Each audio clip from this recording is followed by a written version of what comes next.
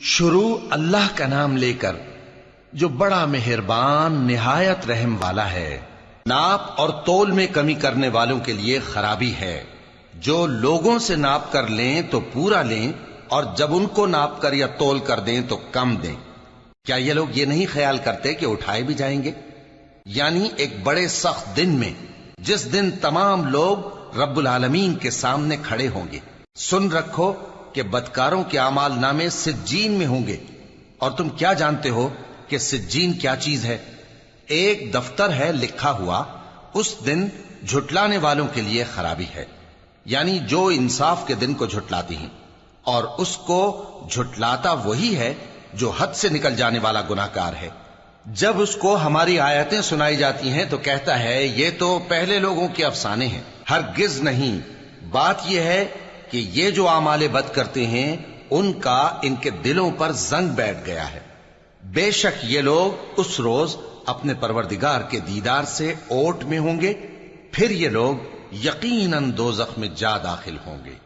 پھر ان سے کہا جائے گا کہ یہ وہی چیز ہے جس کو تم جھٹلاتے تھے۔ یہ بھی سن رکھو کہ نیکوکاروں کے اعمال نامے علیین میں ہوں گے۔ تم کو کیا معلوم کہ علیین کیا چیز ہے؟ ایک دفتر ہے لکھا ہوا جس کے پاس مقرب فرشتے حاضر ہوتی ہیں۔ بے شک نیک لوگ نعمتوں میں ہوں گے، تختوں پر بیٹھے ہوئے نظارے کریں گے، تم ان کے چہروں ہی سے نعمت کی تازگی معلوم کر لو گے۔ ان کو شراب خالص سر بمہر پلائی جائے گی جس کی مہر مشک کی ہوگی۔ تو نعمتوں کے لیے ریس کرنے والوں کو چاہیے کہ اسی کی ریس کریں، اور اس میں آب تسنیم کی آمیزش ہوگی۔ وہ ایک چشمہ ہے جس میں سے اللہ کے مقرب پیئیں گے۔ جو گناہگار یعنی کفار ہیں وہ دنیا میں مومنوں سے ہنسی کیا کرتے تھے، اور جب ان کے پاس سے گزرتے تو حقارت سے اشارے کرتے، اور جب اپنے گھر کو لوٹتے تو اتراتے ہوئے لوٹتے، اور جب ان کو یعنی مومنوں کو دیکھتے تو کہتے کہ یہ تو گمراہ ہیں، حالانکہ وہ یعنی کافر ان پر نگراں بنا کر نہیں بھیجے گئے تھے۔